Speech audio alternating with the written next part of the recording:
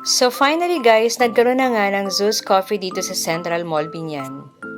Matagal na namin narinig ang Zeus Coffee and according to them, hindi daw talaga ito papahuli sa mga leading coffee shops. And so good thing nag-open sila which is very near sa place namin. Maganda naman ang place aesthetically and swak din naman sa budget and price.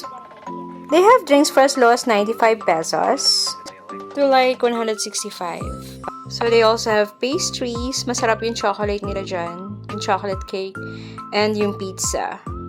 I would say na swak naman talaga sa budget.